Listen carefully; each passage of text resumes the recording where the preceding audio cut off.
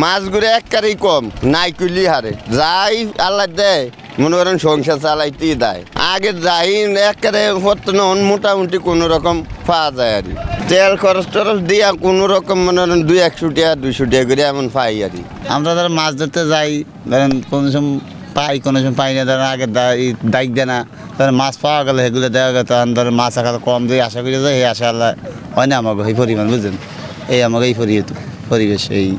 চলা হয়ে যায় এখন তো ভরা ভাদ্র মাস এই দিনে তো মাছ ভরপুর থাকার কথা এই মাছ পাইতে আছি না আমরা এই সমস্যা হইলেই আপনারা যা আছেন আমরা মনে করেন ইদারান প্রথম সিজন থেকে কোনো মাছ টাছ পাইনি একটা সাবারে 6 থেকে 7 লাখ টাকা খরচ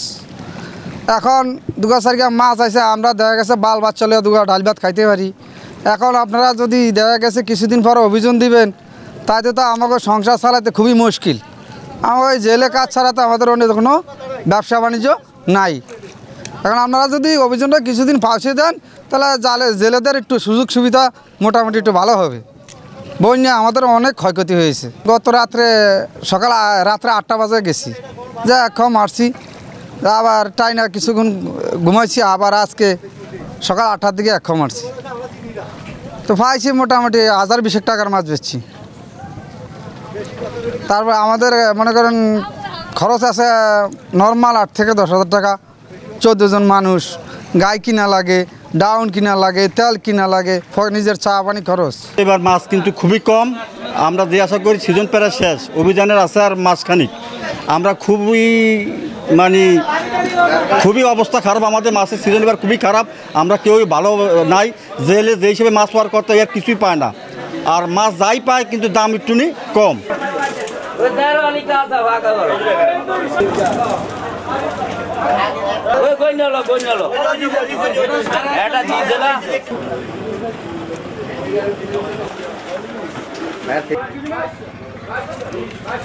ঠিক আছে